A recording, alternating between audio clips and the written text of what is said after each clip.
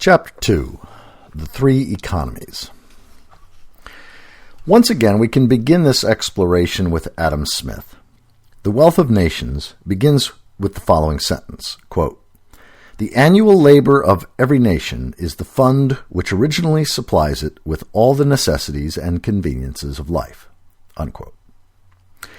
The same concept, variously phrased, forms one of the least questioned assumptions in modern economics. Even most of those who dispute it offer what are at most slight variations, arguing, for example, that the labor of previous years embodied in capital is also crucial to understanding the economic process. Left unrecognized is the crucial fact that the annual labor of a nation would be utterly useless without the goods and services provided free of charge by nature, which enable labor to be done at all by making human life possible in the first place and by providing all that labor with something to labor on. This recognition has not simply been missed by economists. As often as not, it has been flatly rejected. One classic example is David Ricardo, 1772 to 1823, one of Adam Smith's most influential successors. Ricardo remains a popular figure in economics, not least because his arguments on behalf of free trade agreements proved to be highly useful to the British Empire in its time, and of course to the American Empire in ours. You can still find his arguments on this subject presented as simple fact in the pages of most freshman economic textbooks. Another of the core elements of Ricardo's economic theories, though, is the claim that land retains its, quote, original and indestructible, unquote, economic value no matter what economic use is made of it. This is an odd claim. Even in the early 19th century, when Ricardo originally made it, plenty of people could have set him straight. The fact that bad farming practices could make soil useless for farming was well known in Ricardo's time, and so was the impact of industrial pollution, though of course we have gained a great deal more bitter experience with both since then. Whatever the reasons for his claim, Ricardo's ideas concerning land prefigured the way that natural resources have been treated by most economists ever since. As of their capitalist rivals. Recent proponents of, quote, green socialism, unquote, for example, might find it useful to reread Marx, who explicitly rejected the idea that the, quote, free gifts of nature, unquote, could have any value at all. The disastrous mistreatment of the environment common under Marxist regimes in the 20th century was thus not accidental, but a logical necessary outgrowth of Marxist theory. Nearly the only concession made to the ecological dimensions of economics in the mainstream, and it's a fairly recent one, is the concept of externalities. The recognition that if somebody does something that fouls the environment, other people may suffer a loss of economic value as a result and might deserve compensation for that. Now, of course, this is true. And Garrett Hardin's theory of the tragedy of the commons built on that insight to remind us that a society that permits the advantages of ecological abuse to go to individuals, or corporations, while the costs are shared by the whole society, is effectively subsidizing the destruction of its environment. Still, both the externalities argument and the structure Hardin built on it miss the central issue raised by the interface between the environment and economics. Both tacitly accept Ricardo's fantasy of invulnerable land as the normal state of affairs, apply it to the entire environment, and then focus attention on the supposedly exceptional situations when somebody does manage to make land or some other environmental resource less valuable. To show where this thinking falls apart, let's take a closer look at the land whose value Ricardo considered, quote-unquote, indestructible. He was talking primarily about land as an economic factor in agriculture, and so shall we. What he apparently did not realize, but every country farmer knew in his time, and ecologists have demonstrated in fine detail in ours, is that fertile land suitable for growing crops does not simply happen. Like anything else of value, it must be made, and once made, it must be maintained. The only thing that sets it apart from the products of human industry is that the vast majority of the labor needed to make and maintain agricultural land is not performed by human beings. Soil suitable for crops, after all, is not simply rock dust, Pound for pound, it is among the most complex substances in the known universe. A large part of it, in the best soil, well over half, is organic matter, some living, some dead, but not yet wholly decayed. Some dissolved into organic colloids, complex enough to give analytic chemists sleepless nights. All of these are put there by the activities of living beings over long periods of time. Energy and raw materials flow constantly through the soil, uniting bacteria, fungi, algae, worms, insect, and many other living beings into one of the most intricate ecosystems on Earth. Plants participate in and depend on this bewilderingly complex world. They draw water and mineral nutrients from it and cycle leaves, root fibers, and a wide range of chemical compounds back into it. The farmer who wants to grow crops is attempting to extract wealth from the underground ecosystem of the soil. She can ignore that and simply plant and harvest with no attention to the needs of the soil, but if she does, the soil will be depleted of nutrients in a few years and her crops will fail. Alternatively, she can replace nutrients with chemical fertilizers, predators with pesticides, and so on. If she does this, she will have to use steadily larger doses of chemicals to get the same yields. And if the society she lives in runs short of petroleum and natural gas feedstocks for these chemicals, as ours shows every sign of doing, she will be left with soil too sterile and pest-ridden to grow anything. But if she wants to fulfill Ricardo's promise and hand the land on to her grandchildren in the same condition that she received it from her grandparents, she will have to provide the things the soil needs for its long-term health. Put another way, she will have to barter with the soil, giving it things it will accept in exchange for crops. This is the premise of organic agriculture, of course. It's a premise that has proven itself in the Asian farming regions that inspired the organic pioneers of the early 20th century to devise a more general system of agriculture that works with rather than against natural cycles, and in the farms now using organic methods to get yields roughly comparable to those of chemical agriculture. The organic approach has many dimensions, but one may not have received the importance it deserves. To an organic farmer, land is not a commodity that can be owned, but a community with which she interacts, and that community has its own economy on which the farmer's economy depends. Imagine, to develop the concept into a metaphor, that our farmer got her crops not from fields, but from the village of an indigenous tribe near her home. The inhabitants of the village are deeply conservative, and their own economy follows traditional patterns not subject to change or negotiation. If the farmer wants crops, she must find out what the villagers are willing to take in exchange for them. And that will be determined by the internal dynamics of the village economy, what is already produced in surplus amounts, what is scarce, what is desired, and what is detested by the villagers. Her relation with the village, in other words, would be exactly the same in outline as those of an organic farmer with her land. The same thing is true of every other form of economic activity, though the dependence on nature may be less obvious in some cases than in others.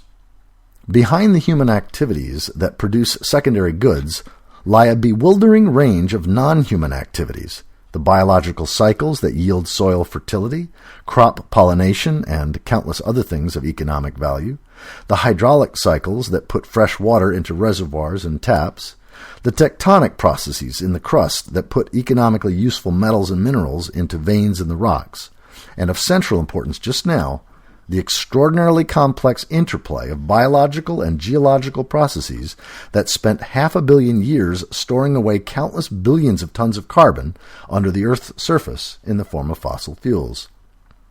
Conventional economics assumes that these things got there or get there by some materialist equivalent of divine fiat. This dangerously misstates the situation. These natural goods are produced by an exact analog of the way that secondary goods are produced. Raw materials are transformed through labor using existing capital and available energy to produce goods and services of value. The difference is that all this economic activity takes place in the non-human world. Human beings do not manage the production of natural goods, and the disastrous results of attempts to do so to date suggest that we probably never will.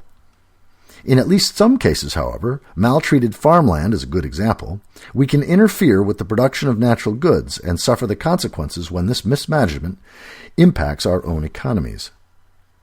What must be understood here is that human economic activity is far less independent of the natural world than too many economists try to pretend. The scale of this dependence is as rarely recognized as it is hard to overstate. One of the few attempts to quantify it, an attempt to work out the replacement costs for natural services carried out a few years back by a team headed by heretical economist Robert Costanza, came up with a mid-range figure equal to about 3 times the gross domestic product of all human activities, economic activity on Earth. In other words, out of every dollar of value circulating in the world's human economies, something like 75 cents were provided by natural processes rather than human labor. What's more, most, if not all, of that 75 cents of value had to be there in advance for the production of the other 25 cents to be possible at all. Before you can begin farming, for example, you need to have arable soil, water, and an adequate growing season, as well as more specialized natural services such as pollination. These are non-negotiable requirements. If you don't have them, you can't farm. The same is true of every other kind of productive work in the human economy. Nature's contributions come first and generally determine how much the human economy can produce. The power of paradigms. Unfortunately, these reflections unfold from a way of thinking about the nature of economic activity that is not shared by most people in the industrial world. The core of that way of thinking, and the focal point of the disagreements that surround it, is the issue of environmental limits. It's no exaggeration to say that either you believe in these limits or you don't. If you do, it seems glaringly obvious that modern industrial civilization, which depends on ever-increasing exploitation of finite and non-renewable resources, is in deep trouble. And the only viable options are those that jettison the fantasy of perpetual growth and aim at a controlled descent to a level of energy and resource use per capita that can be sustained over the long run. If you don't believe in limits, by contrast, such notions are the height of folly. Since, according to this way of thinking, progress can always overcome any limit nature might impose on human beings, it seems glaringly obvious that modern industrial civilization needs to push progress into overdrive so that it can find and deploy the innovations that will get us past today's problems and launch our species onward toward its glorious future, whatever that happens to be. Disbelief in environmental limits, as it happens, is far more common these days than belief in them. That's a fascinating twist of fate, because the evidence for the power of environmental limits over human life is overwhelming. Ecologists have documented the myriad ways that environmental limits play a dominant role in shaping the destiny of every species, ours included. Historians have chronicled the fate of many civilizations that believed themselves to be destiny's darlings and proceeded to pave the road to collapse with their own ecological mistakes. From a perspective informed by these facts, the insistence that limits don't apply to humanity is as good a case study as one might wish of that useful Greek word hubris, defined as the overweening pride of the doomed. Still, this makes it all the more intriguing that the power and relevance of environmental limits are anything but self-evident to most people in the industrial world today. I'm going to read that whole paragraph again. Disbelief in environmental limits, as it happens, is far more common these days than belief in them. That's a fascinating twist of fate, because the evidence for the power of environmental limits over human life is overwhelming. Ecologists have documented the myriad ways that environmental limits play a dominant role in shaping the destiny of every species, ours included. Historians have chronicled the fate of many civilizations that believed themselves to be destiny's darlings, and proceeded to pave the road to collapse with their own ecological mistakes. From a perspective informed by these facts, the insistence that limits don't apply to humanity is as good a case study as one might wish of that useful Greek word hubris, defined as the overweening pride of the doomed. Still, this makes it all the more intriguing that the power and relevance of environmental limits are anything but self-evident to most people in the industrial world today. The power of non-rational assumptions in shaping human thought was mapped out decades ago by Thomas Kuhn, whose book, The Structure of Scientific Revolutions, is as famous as it is rarely read. Kuhn was among the first historians of science to put the popular image of scientific progress to the test, and he found it wanting. In place of the notion that science advances toward objective truth by the accumulation of proven facts, a notion that still shapes histories of science written for popular consumption, he showed that scientific beliefs are profoundly shaped by social and cultural forces, and that the relation between scientific theory and the facts on the ground is a great deal more complex than conventional ideas allow. Kuhn's take on things has been misstated often enough that it probably needs a summary here. During a period of what he calls normal science, scientists model their work on a paradigm. This isn't some sort of vague worldview in the sense too often given to the word.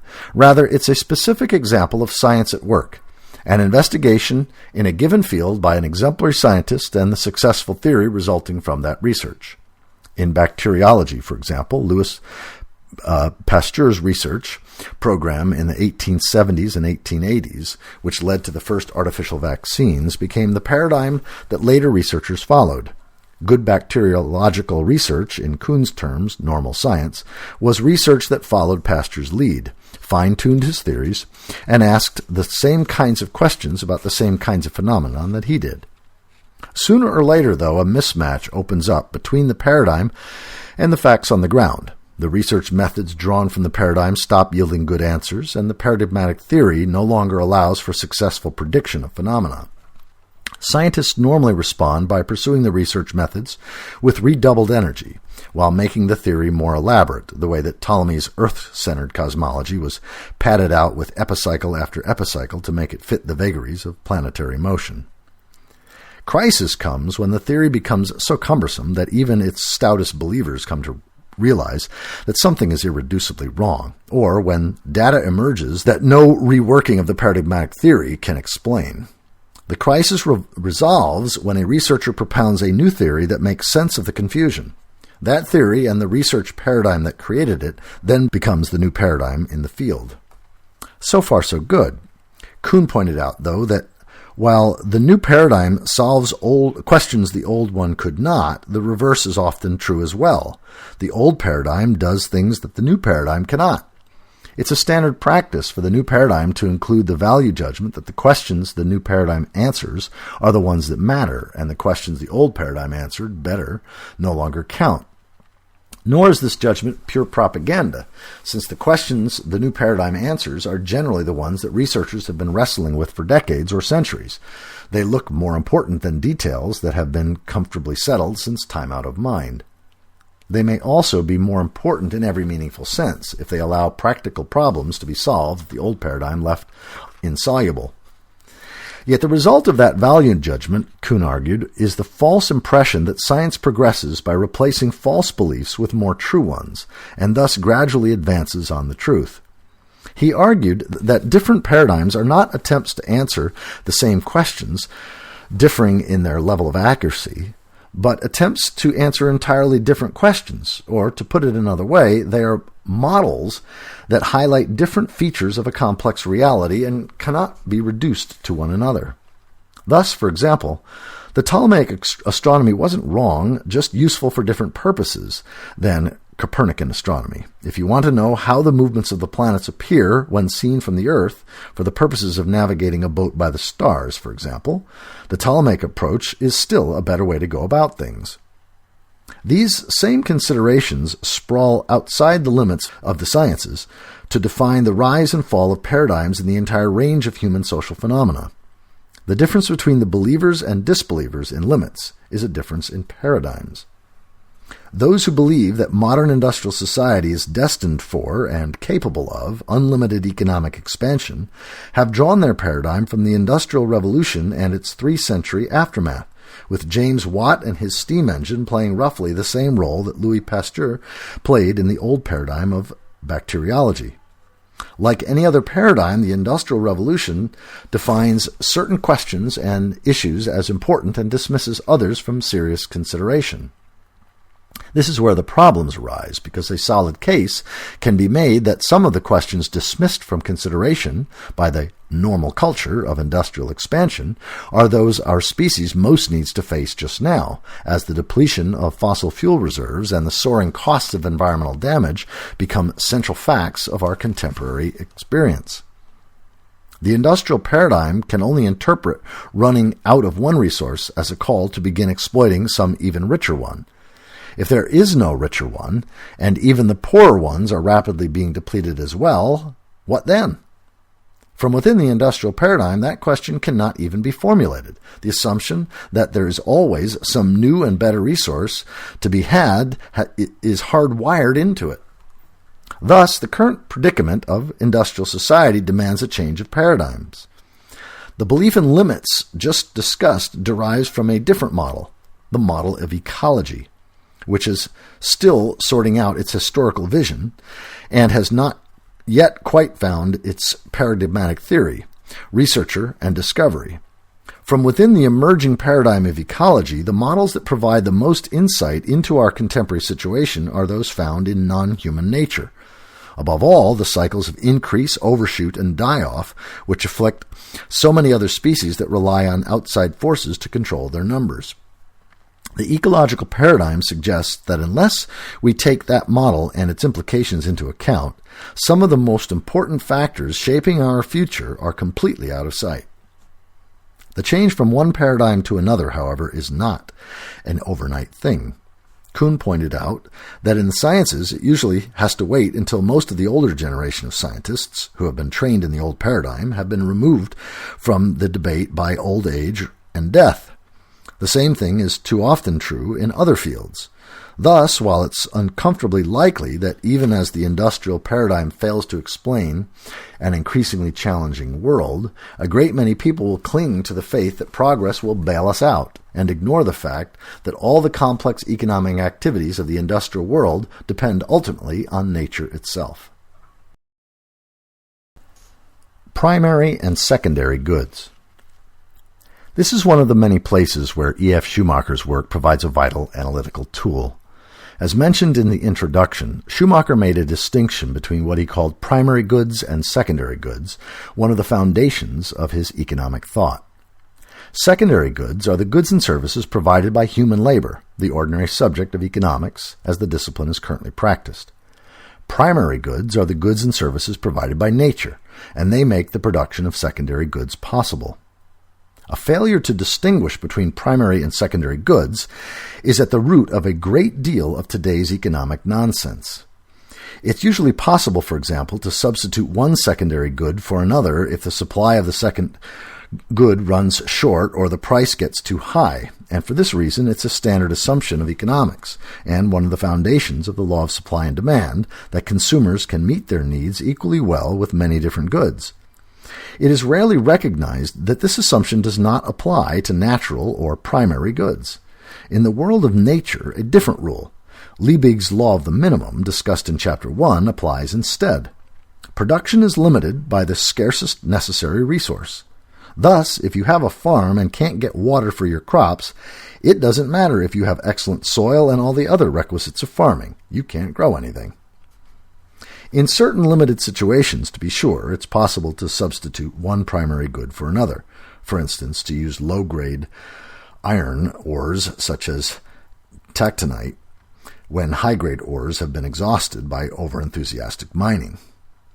Even when this can be done, though, a law of diminishing returns always applies. You can get iron out of low-grade ore, but the extraction process is less efficient and takes much larger inputs of energy. When the energy is cheap, you can ignore this. This is exactly what happened in the 20th century, as the iron industry retooled itself to use steadily lower grades of ore and steadily larger inputs of energy. But that in itself simply passes costs on to the future. Since the fossil fuels that provided the energy are themselves subject to depletion and to the law of diminishing returns. One way or another, the substitution imposes additional costs without providing any additional economic benefit. The same rule also applies to every other natural good, every other primary good. Consider the valuable service provided to the world's economies by honeybees, that pollinate most non-grain food crops. If we succeed in adding the honeybee to the already long list of the world's recently extinct life forms, it would doubtless be possible to replace their pollination services by other means, whether that took the form of huge pollination machines rumbling across the fields, or the simpler and probably more economical approach of migrant workers using little brushes to wipe pollen from a bag onto the stamen of every single flower.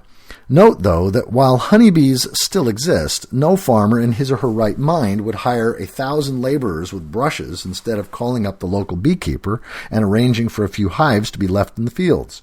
Substituting some other pollination method for bees would add a huge additional cost to farming without yielding any additional benefit.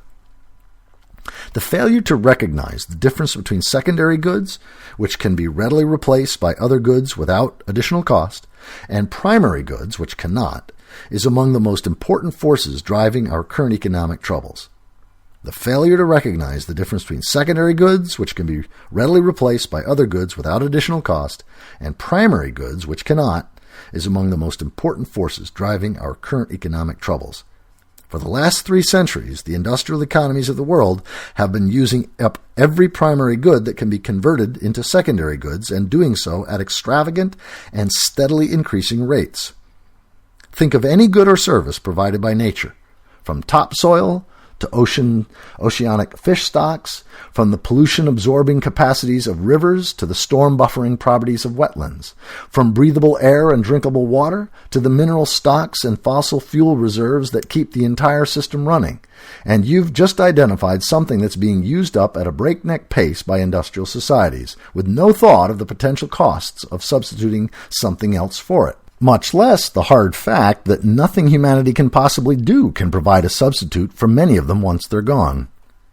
As fossil fuel depletion adds a new round of substitution costs to those already in play, this same process will have even more dramatic impacts on the future. Schumacher's insight that goods produced by nature are the primary goods in any economy, and those produced by human labor are secondary goods, can thus usefully be extended further. There is also a primary and secondary economy. The cycles of nature that produce goods needed by human beings constitute the primary economy, while the process by which human beings produce goods is the secondary economy. The recognition that nature is an economy, not simply a source of raw materials and a dumping ground for externalities, makes it easy to understand why replacing a depleted natural resource with something else always involves substitution costs. Human labor must be brought in and paid for to replace some part of the work previously done by nature, and the cost of that part of the work, once done for free, have to be paid out of the finite resources of the secondary economy. We have become so used to thinking of economics as a matter of human labor that it's probably necessary to point out here that what are sometimes called primary industries, farming, mining, and the like, belong to the secondary economy, not the primary one. The primary economy consists wholly of these non-human processes that yield economic goods to human beings. Thus, a farm and the crops grown on it are part of the secondary economy, while the soil, water, sun, and genetic potential in the seed stock that makes the farm and its crops possible are part of the primary economy. In the same way, a mine belongs to the secondary economy, while the slow geological processes that put ore in the ground where it can be mined belong to the primary economy. Examine any human activity, and you'll find that it depends on natural processes that make that activity possible. Those processes are the inputs from the primary economy that support the activities of the secondary economy. Thus, the famous dictum of Adam Smith cited earlier stands in desperate need of reformulation. The annual product of the natural environment of every nation is the fund which originally supplies it with all the necessities and conveniences of life. The annual human labor is simply the energy input required to turn some of that product into forms useful for human beings. The wealth of nations, it turns out, is ultimately the wealth of nature. Exchange value and nature's wealth. At least an equal difference can be traced between primary and secondary goods taken together, and a third class of goods which are produced neither by nature nor by labor. These are tertiary, or more descriptively, financial goods. They form far and away the largest single class of goods in the world today in terms of monetary value, and the markets in which they are bought and sold dominate the economies of the world's industrial nations. A specific example of a tertiary good might help make sense of this concept. Consider a corporate bond with the face value of $1,000. This is a good in the economic sense. There are people who want to buy it and people who are able to produce and sell it. And the buyers and sellers come together in a series of market exchanges in which the bonds pass from seller to buyer. Compare it to any more tangible item of value, though, and the bond is clearly a very strange sort of good. It consists of nothing more than a promise on the part of the issuing corporation to pay $1,000 at some future date.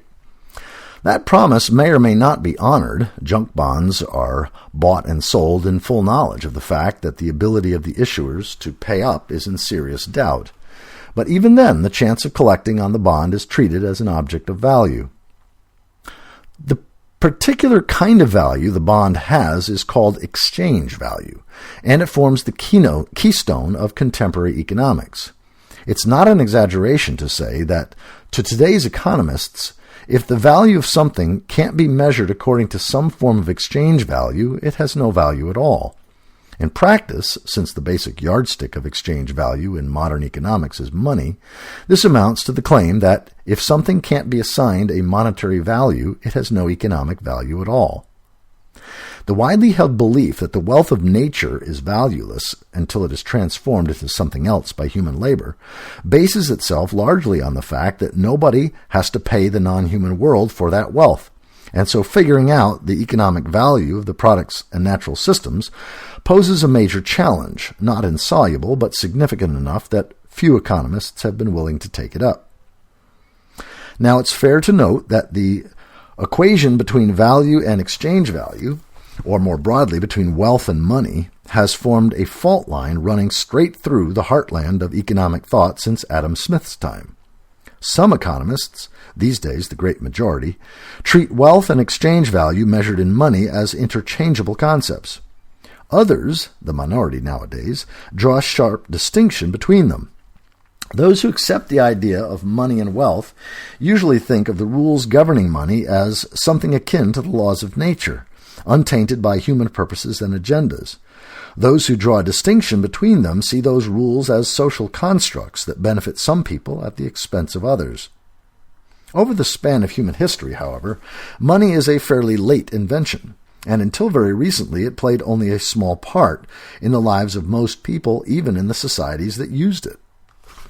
Until the 18th century, even in the Western world, a majority of all goods and services were produced and exchanged within the household economy, or in traditional economies in which the exchanges were governed by custom rather than market forces. And only the well-off could expect to handle money on a daily basis. Furthermore, money functioned in significantly different ways when it consisted largely of marketable commodities, such as silver and gold, than it does in an economy that allows it to be created out of thin air by a few keystrokes.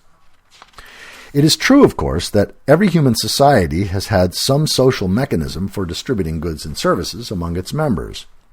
Paleoanthropologists have argued that it was precisely the evolution of food sharing within bands of ancestral humans that gave our species the evolutionary edge to expand across the globe in the face of wide variations in habitat and the rigors of Ice Age climates. Hunting and gathering societies around the world have intricate arrangements for sorting out who gets how much of the various natural sources of wealth available to them. So do the horticultural and pastoral human ecologies that evolved out of the hunter-gatherer pattern. Some of these latter use a particular trade good in certain contexts as a general marker for value. Think of the shell bead wampum strands used by the First Nations in eastern North America, for example. But these get used only in the restricted class of prestige exchange and play no role in everyday exchanges of goods and services. The same was true of gold and silver coinage in many ancient and medieval societies. Most of the population of medieval England, for example, could expect to go from one winter to the next without seeing more than a handful of silver coins. From a historical perspective, then, a money system of the sort we use today is simply one culturally specific way of managing the distribution of goods and services within a particular kind of human activities. What sets money apart from other systems is not its convenience, quite the contrary. Such alternatives as household production of goods and services, or traditional economies of gift and customary exchange, are quite a bit more convenient for most purposes, since the extra steps imposed by the need to bring money into the situation can be done without. Rather, money has three distinctive features relevant to the present discussion. First, it tends to draw all economic activity into its own ambit by supplanting other forms of exchange with monetary exchange. That can be, and very often is, used for political control, but this is a side effect. The principal effect of this property of money is to turn a society into an economic monoculture. Diversity is the basis of stability in any ecosystem, human or otherwise. When a significant proportion of goods and services are produced in the household economy without money exchanging hands, for example, the vagaries of the market economy have a limited influence on everyday life. That limitation goes away once goods formerly made at home have to be purchased in the market with money. Thus, it's no accident that over the last 4 centuries, as the market has supplanted the household economy and other patterns of production and exchange, economic crises have become more frequent, more severe, and more widely felt. The effects of the Dutch tulip mania and the South Sea bubble were restricted to a relatively small proportion of their respective societies.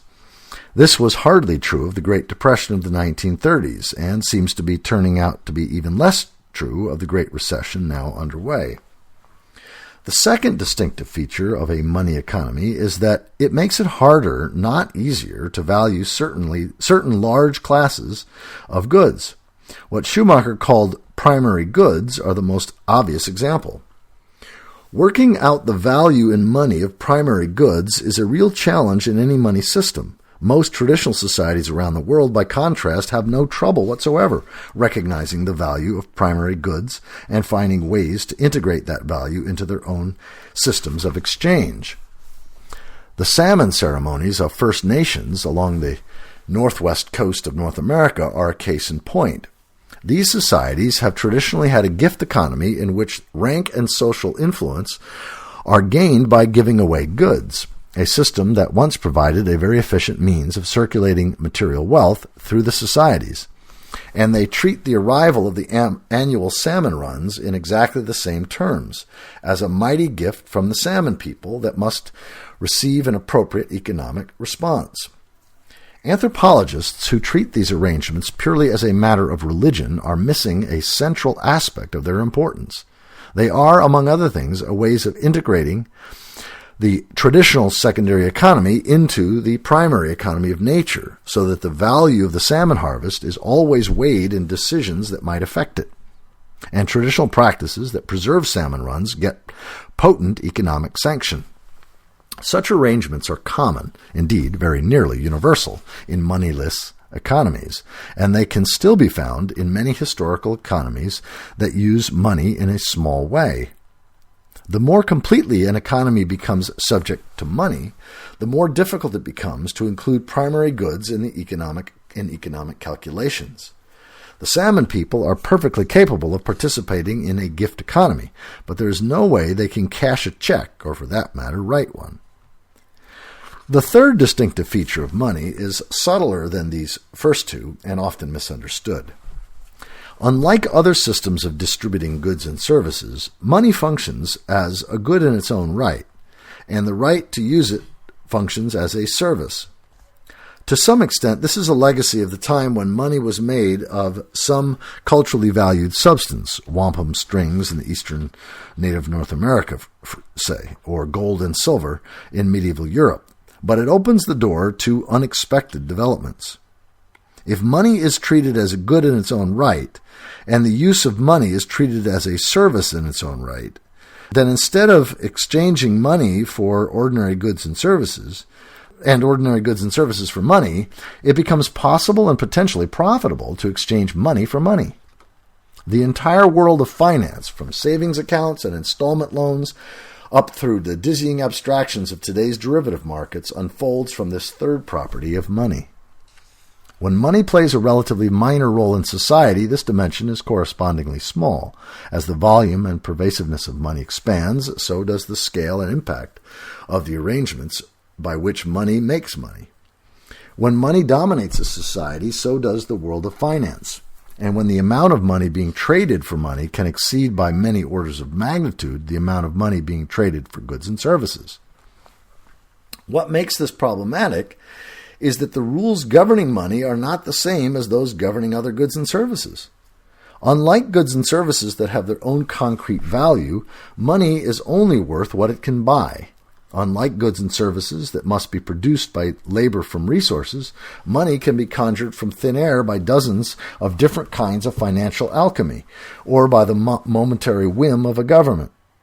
Nor does the amount of money in circulation have to have anything to do at all with the amount of goods and services available. All these differences mean that the economy of money can very easily slip out of balance with the economy of non-financial goods and services. It's useful here to extend the concept of tertiary wealth presented earlier in this chapter and speak of the economy of money as the tertiary economy of the modern world. If the primary economy consists of the natural processes that provide goods and services to human beings without human labor, and the secondary economy consists of the conjunction of human labor and natural goods that produces the goods and services nature itself doesn't provide, the tertiary economy consists of the circulation of monetary goods and financial services that, in theory, fosters the distribution of the products of the primary and secondary economies, and in practice, at least at present, obscures crucial trends in the primary and secondary economies behind a fog of paper wealth. The point that has to be grasped in this, as in so many other contexts, is that the three economies and the three different kinds of wealth they produce are not interchangeable. Trillions of dollars in credit swaps and derivatives will not keep people from starving in the streets if there's no food being grown and no housing being built, or maintained, or offered for sale or rent. The primary economy is fundamental to survival. The secondary economy is the source of all real wealth that doesn't come directly from nature. The tertiary economy is simply a way of measuring wealth and managing its distribution. And treating these three very different things as though they are one and the same makes rank economic folly almost impossible to avoid. The Anti-Ecology of Money. The differences between the tertiary economy and the primary and secondary economies runs very deep, and those differences have consequences that are central to our current predicament. In the real world, the supply of tangible goods produced by natural cycles or human labor is limited by factors that may not necessarily respond to changes in demand. If there's only so much water in a river, for example, that's how much water there is. The fact that people want more, if such is the case, does not produce any more water than the hydrological cycle is already willing to provide. Equally, if a country's labor force, capital plant, and resource base are fully engaged in making a certain quantity of secondary goods, producing more requires a good deal more than a decision to do so. The country must increase its labor pool, its capital plant, its access to resources, or some combination of these, in order to increase the supply of goods. Yet the only limit on the production of tertiary goods is the demand for them. How many bonds can a corporation print? For all practical purposes, as many as people are willing to buy. A good number of the colorful bankruptcies that have enlivened the business pages in recent years, for example, happened to firms that mistook a temporary bubble for permanent prosperity, issued bonds far beyond their ability to pay, and crashed and burned when all that debt started to come due. On an even more gargantuan scale, as I write these words, the United States government is trying to jumpstart its economy by spending money it doesn't have and selling bonds to cover the difference. As a result, it is amassing debt on a scale that makes the most extravagant third-world kleptocracies look like pikers. It's hard to imagine any way in which the results of this absurd extravagance will be anything but ugly, and yet buyers around the world are still snapping up U.S. Treasury bonds as though there's a scintilla of hope that they will see their money again. The difference between the supply-limited goods of the primary and secondary economy and the demand-limited goods of the tertiary economy is, among other things, a difference between kinds of feedback. Think about a thermostat, and it's easy to understand the principle at work here. When the temperature in the house goes below a certain threshold, the thermostat turns the heat on and brings the temperature back up. When the temperature goes above a higher threshold, the thermostat shuts the heat off and the temperature goes back down. This is called negative feedback, and in the market economy, all secondary goods are subject to negative feedback. This is the secret of Adam Smith's invisible hand. Since the supply of any secondary good is limited by the available natural inputs, labor pool, and capital stock, increased demand pushes up the price of a good, forcing some potential buyers out of the market, while decreased demand causes the good to become less expensive and allows more buyers back into the market. Equally, rising prices encourage manufacturers to allocate more resources, labor, and capital plant to production, helping to meet additional demand, while falling prices make other use of resources, labor, and capital plant more lucrative and curb supply. Negative feedback loops of a very similar kind control the production of primary goods by the Earth's natural systems. Every primary good, from the water levels in a river and the fertility of a given patch of soil, to more specialized examples such as the pollination services provided by bees to agricultural crops, is regulated by delicately balanced processes of negative feedback, working through some subset of the planetary biosphere. The parallel is close enough that ecologists have drawn on metaphors from economics to make sense of their field, and it's quite possible that in ecological economics, using natural systems as metaphors for the secondary economy could return the favor and create an economics that makes sense in the real world.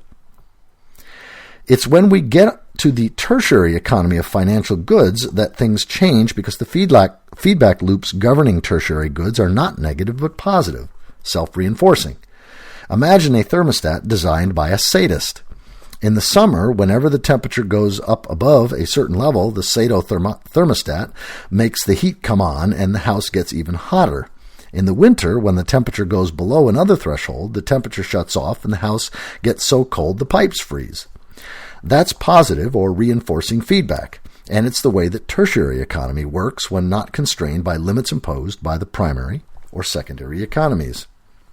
The recent housing bubble is a case in point. It's a remarkable case, not least because houses, which are usually part of the secondary economy, being tangible goods created by human labor, were briefly and disastrously converted into tertiary goods, whose value consisted primarily in the implied promise that they could be cashed in for a higher price at some future time. As a tertiary good, their physical structure had no more to do with their value than does the paper used to print a bond. When the price of a secondary good goes up, demand decreases.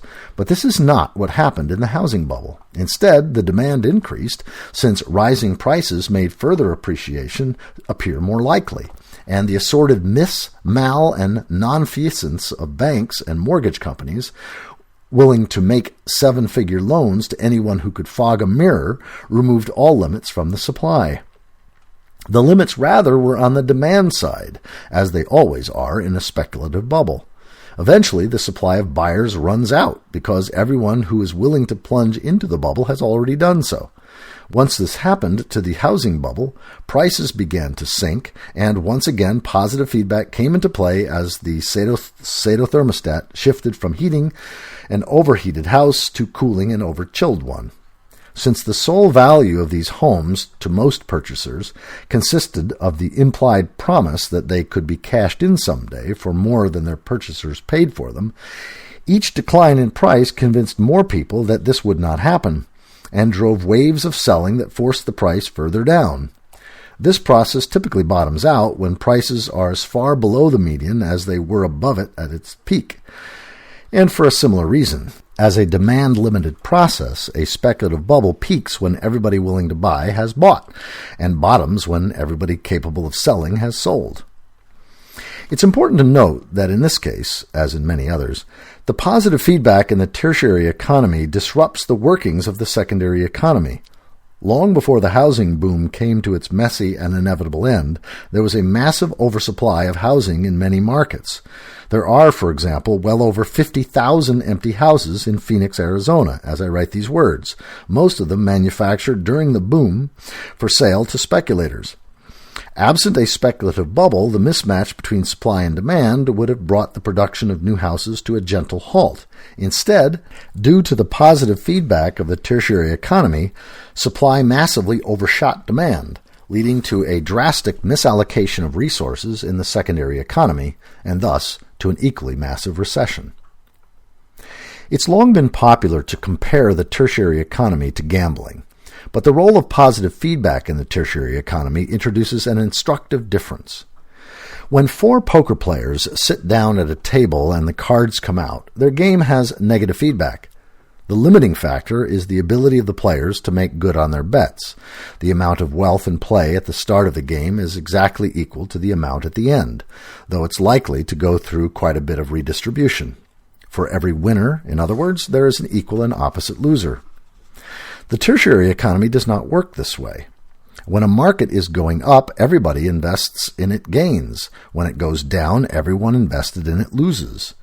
Paper wealth appears out of thin air on the way up and vanishes into thin air on the way down. The difference between this and the supply-limited negative feedback cycles of the natural environment could not be more marked. In this sense, it's not unreasonable to call the tertiary economy a kind of anti-ecology, a system in which all the laws of ecology are stood on their heads, until, that is, the delusional patterns of behavior generated by the tertiary economy collide with the hard limits of ecological reality. It's not all that controversial to describe financial bubbles in this way, though you can safely bet that during any given bubble, a bumper crop of economists will spring up to insist that the bubble isn't a bubble, and that rising prices for whatever the speculation du jour happens to be are perfectly justified by future prospects. On the other hand, it's very controversial just now to suggest that the entire tertiary economy is driven by positive feedback. Still, I suggest that this is a fair assessment of the financial economy of the industrial world. And the only reason that it's controversial is simply that we, our great-grandparents' great-grandparents, and all the generations in between have lived during the upward arc of the mother of all speculative bubbles. The vehicle for that bubble has not been stocks, bonds, real estate, derivatives, or what have you, but industrialism itself. The entire project of increasing the production of goods and services to historically unprecedented levels by amplifying human labor with energy drawn from the natural world, first from wind and water, and then from fossil fuels in ever-increasing amounts. Like the real estate at the core of the recent boom and bust, this project had its roots in the secondary economy, but quickly got transformed into a vehicle for the tertiary economy.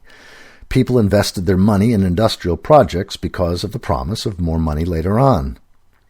Like every other speculative bubble, the mega bubble of industrialism paid off spectacularly along its upward arc. It's inaccurate to claim, as some of its cheerleaders have, that everybody benefited from it. One important consequence of the industrial system was a massive distortion of patterns of exchange in favor of the major industrial nations, to the massive detriment of the rest of the planet. It's rarely understood just how much of today's third world poverty is a modern phenomenon, a mirror image and necessary product of the soaring prosperity of the industrial nations. Still, for some 300 years, standards of living across the industrial world soared so high that people of relatively modest means in America or Western Europe had access to goods and services not even emperors could command a few centuries before.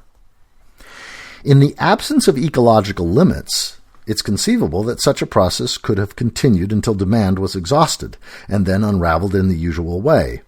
The joker in the deck, though, was the dependence of the industrial project on the extraction of fossil fuels at an ever-increasing pace. Beneath the giddy surface of industrialism's bubble, in other words, lay the hard reality of the tertiary economy's dependence on the productive capacity of the secondary economy, which is itself dependent on resources from the primary economy. The positive feedback loop driving the industrial bubble can't make resources out of thin air. Only money can be invented so casually. But it has proven quite successful at preventing industrial economies from responding to the depletion of their fossil fuel supplies fast enough to stave off what promises to be the great-grandmother of all speculative busts. The results of this failure are beginning to come home to roost in our own time. The financial trap. To understand how this works, it's necessary to take a closer look at the impact of energy depletion on economic life. The arrival of geological limits to increasing fossil fuel production places a burden on the secondary economy because the cost, measured in energy, labor, and materials rather than money, to extract fossil fuels does not depend on market forces. On average, that cost increases steadily as easily accessible reserves are depleted and have to be replaced by those more difficult and costly to extract. Improved efficiencies and new technologies can counter that to a limited extent, but both these face the familiar problem of diminishing returns as the laws of thermodynamics come into play. As a society nears the geological limits to production, a steadily growing fraction of its total supplies of energy, resources, and labor have to be devoted to the task of bringing in the energy that keeps the entire economy moving, and must therefore be diverted from other economic purposes. This percentage may be small at first, but it functions as a tax in kind on every productive economic activity, and as it grows, it makes productive economic activity less profitable. The process by which money produces more money consumes next to no energy, by contrast, and so financial investments don't suffer from rising energy costs to anything like the same extent. This makes investing in the tertiary economy, on average, relatively more profitable than investing in the secondary economy of non-financial goods and services. The higher the burden imposed by energy costs, the more sweeping the disparity becomes. The result, of course, is that individuals trying to maximize their own economic gains move their money out of investments in the productive economy of goods and services and into the paper economy of finance. Ironically, this is happening just as a perpetually expanding money supply, driven by mass borrowing at interest, has become an anachronism unsuited to the new economic reality of energy contraction. It also guarantees that any attempt to limit the financial sphere of the economy will face mass opposition, not only from financiers, but from millions of ordinary citizens whose dreams of modest wealth and a comfortable retirement depend on the hope that the financial instruments will outperform the faltering economy of goods and services. Meanwhile, just as the economy most needs massive reinvestment in productive capacity to retool itself for the very difficult world defined by contracting energy supplies, investment money seeking higher returns flees the secondary economy for the realm of tertiary paper wealth. Nor will this effect automatically be countered by a flood of investment money going into energy production and bringing the cost of energy back down. Producing energy takes energy, and thus it is just as subject to rising energy costs as any other productive activity. As the price of oil goes up, the costs of extracting it or making some substitute for it rise in tandem and make investment in oil production or replacement no more lucrative than any other part of the secondary economy. Oil that has already been extracted from the ground may be a good investment, and financial paper speculating on the future price of oil will likely be an excellent one, but neither of these help increase the supply of oil or any oil substitute. One intriguing detail of this scenario is that it has already afflicted the first major oil producer to pass the peak of its oil production, the United States. It's no accident that in the wake of its own 1972 peak, the American economy has followed exactly this trajectory of massive disinvestment in the productive economy and massive expansion of the paper economy of finance. Plenty of other factors played a role in that process, no doubt, but I suspect that the erratic but inexorable rise in energy costs over the last 40 years or so may have had as much to do with the gutting of the American economy than most people suspect. Now that petroleum production has encountered the same limits globally that put it into a decline here in the United States, the same pattern of disinvestment in the secondary economy, coupled with metastatic expansion of the tertiary economy of money, is showing up on a much broader scale. There are limits to how far it can go, of course, not least because financiers and retirees alike are fond of consumer goods now and then. But those limits have not yet been reached, not by a long shot.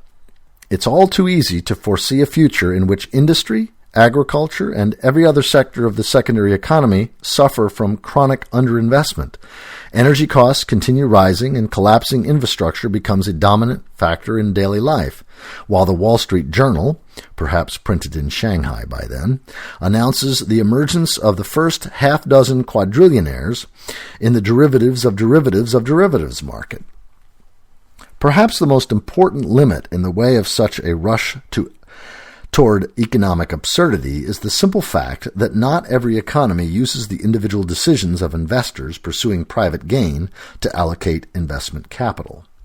It is not accidental that quite a few of the world's most successful economies just now, China comes to mind, make their investment decisions at least in part on political, military, and strategic grounds, while the nation that preens itself most proudly on leaving the market to distribute investment funds, the United States, lurches from one economic debacle to another. Those debacles follow a pattern that, at this point, should be utterly familiar to everyone. Beginning in the wake of the harrowing 1987 Wall Street crash, in which the market shed close to a quarter of its total value in a single day, the U.S. government embarked on a policy of dealing with economic crises by dropping interest rates and flooding markets with plenty of cheap debt. The low interest rates and abundant money this strategy produced sparked a series of speculative bubbles. As these caused financial crises of their own, the government repeated the exercise on progressively larger scales. This habit is not unique to the United States. Japan did exactly the same thing in the wake of its own stock market and real estate crash of 1990. Britain has done it during its own recent economic crises, and the European Union became the latest member of the club in 2010 when its central bank flooded the Eurozone with cheap debt in an attempt to deal with the near bankruptcy of Greece. These days, the entire industrial world is drowning in excess debt, and when this causes another bubble and bust, as it inevitably will, the answer of choice will doubtless be the manufacture of even more tertiary wealth by way of another round of borrowing. It's harsh, but not, I think, unfair, to characterize this strategy as trying to put out a house fire by throwing buckets of gasoline onto the blaze. Still, a complex history and an even more complex set of misunderstandings feed this particular folly. No one in the corridors of power has forgotten what happened the last time a major depression was allowed to run its course unchecked by government manipulation, and every industrial nation has its neo-fascist fringe parties who are eager to play their assigned roles in a remake of that ghastly drama.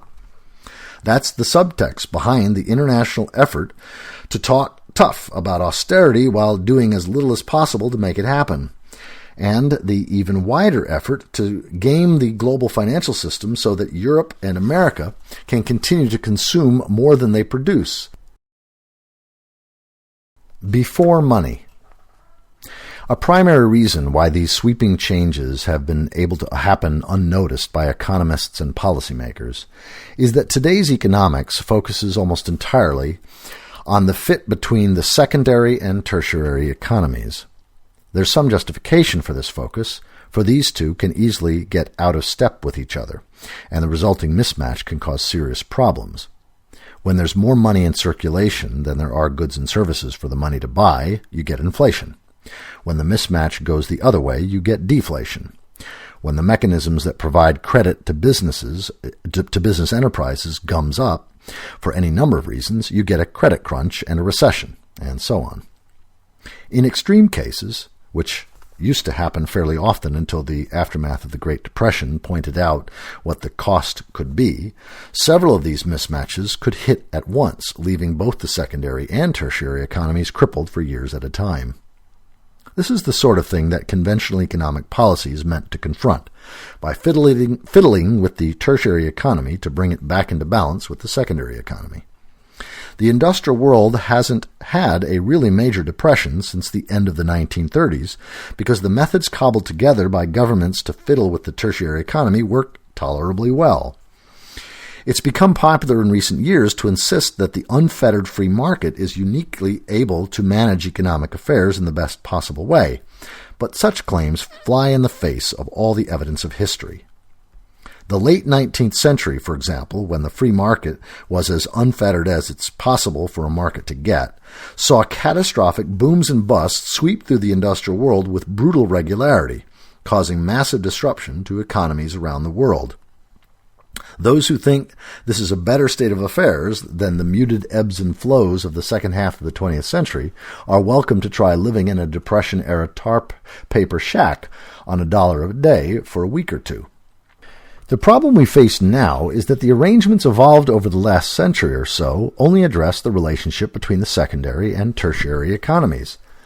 The primary economy of nature, the base of the entire structure, is ignored by most contemporary economists and has essentially no place in the economic policy of today's industrial nations. The assumption hardwired into nearly all modern thought is that the economic contributions of the primary economy will always be there so long as the secondary and tertiary economy are working as they should. This may just be the Achilles heel of the entire structure, because it means that mismatches between the primary economy and the other two economies not only won't be addressed, they won't even be noticed. The resulting blindness to the foundations of our economic life transforms the economic superstitions discussed in Chapter 1 from a minor nuisance to a potentially fatal liability. The rising curve of economic volatility over the last decade or so thus marks the point where the primary economy of nature will no longer support the standard of living most people in the industrial world expect. Let me read that again. The rising curve of economic volatility over the last decade or so thus marks the point where the primary economy of nature will no longer support the standard of living most people in the industrial world expect. Our politicians and economists are trying to deal with the resulting crises as though they were purely a product of mismatches between the secondary and tertiary economies. Since such measures don't address the real driving forces behind the crises, they fail, or at best stave off trouble for a short time at the expense of making it worse later on. The signals warning us that we have overshot the capacity of the primary economy are all around us.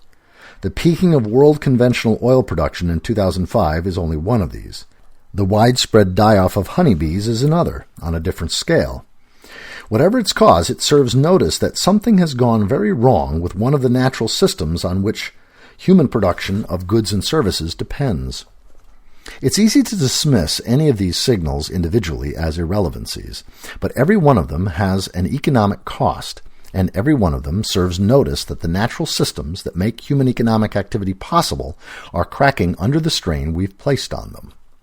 That prospect is daunting enough. There's another side to our predicament, though, because the only tools governments know how to use in response to economic troubles are ways of fiddling with the tertiary economy.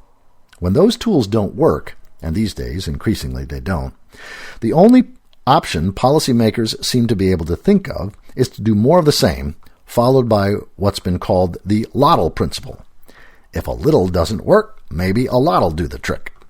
The insidious result is that the tertiary economy of money is moving ever further out of step with the secondary economy of goods and services, yielding a second helping of economic trouble on top of the one already dished out by the damaged primary economy.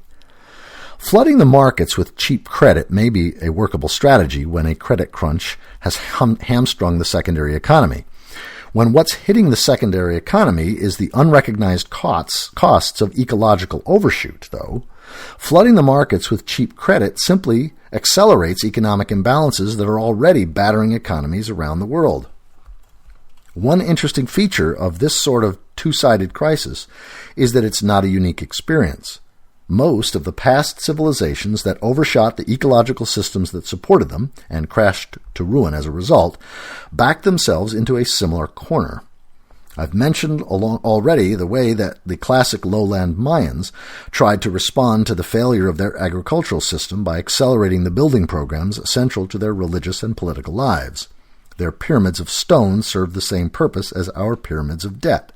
They systematized the distribution of labor and material wealth in a way that supported the social structure of the lowland Mayan city-states and the quote-unquote divine kings who ruled them. Yet building more pyramids was not an effective response to topsoil loss. In fact, it worsened the situation considerably by using up labor that might have gone into alternative means of food production. An even better example, because a closer parallel to the present instance, is the twilight of the Roman world. Ancient Rome had a sophisticated economic system in which credit and government stimulus programs played an important role. Roman money, though, was based strictly on precious metals, and the economic expansion of the late Republic and early Empire was made possible only because Roman armies systematically looted the wealth of most of the known world. More fatal still was the shift that replaced a sustainable village agriculture across most of the Roman world with huge slave-worked latifundiae, the industrial farms of their day, which were treated as cash cows by absentee owners and, in due time, were milked dry. The primary economy cracked as topsoil loss caused Roman agriculture to fail. Attempts by emperors to remedy the situation failed in turn, and the Roman government was reduced to debasing the coinage in an attempt to meet a rising spiral of military costs driven by civil wars and barbarian invasions. This made a bad situation worse, gutting the Roman economy and making the collapse of the empire that much more inevitable. It's interesting to note the aftermath. In the wake of Rome's fall, lending money at interest, a normal business practice throughout the Roman world, came to a dead stop for centuries. Christianity and Islam, which became the majority religions across what had been the empire's territories, defined it as a deadly sin. More, money itself came to play an extremely limited role in large parts of the former empire. Across Europe in the Middle Ages, as already mentioned, it was common for people to go from one year to the next without so much as handling a coin. What replaced money was the use of labor as the basic medium of exchange. That was the foundation of the feudal system, from top to bottom. From the peasant who held his small plot of farmland by providing a fixed number of days of labor each year to the local baron's fields, to the baron who held his fief by providing his overlord with military service, the entire system was a network of personal relationships backed by exchanges of labor for land. It's common in contemporary economic history to see this as a giant step backward, but there's good reason to think it was nothing of the kind. The tertiary economy of the late Roman world had become a corrupt mess. The new economy of feudal Europe responded to this by erasing the tertiary economy as completely as possible, banishing economic abstractions, and producing a stable and resilient system that was very hard to game. Deliberately failing to meet one's feudal obligations was the one unforgivable crime in medieval society, and the penalty usually involved the prompt and heavily armed arrival of one's liege lord at the head of all his other vassals. What makes this even more worth noting is that very similar systems emerged in the wake of other collapses of civilizations. The implosion of Heian Japan in the 10th century, to name only one example, gave rise to a feudal system so closely parallel to the European model that it's possible to translate much of the technical language of Japanese Bushido precisely into the equivalent jargon of European chivalry and vice versa. More broadly, when complex civilizations fall apart, one of the standard results is the replacement of complex tertiary economies with radically simplified systems that do away with tertiary abstractions such as money and replace them with the concrete secondary economics of land and labor. In the last chapter of this book, we'll discuss ways that this might be set in motion that don't necessarily involve the disintegration of society in the kind of maelstrom of violence and fragmentation that set the feudal systems of Europe and Japan in motion. Before we get there, however, it's necessary to take a closer look at money, the central element of our civilization's tertiary economy, and recognize the complex and ultimately metaphysical assumptions that are quietly transforming money from a system for distributing goods and services into a weapon of mass destruction that may well bring our civilization to its knees. That's the end of Chapter 2 of John Michael Greer's 2011 book, The Wealth of Nature. Continue to Part 3 on YouTube for Chapter 3.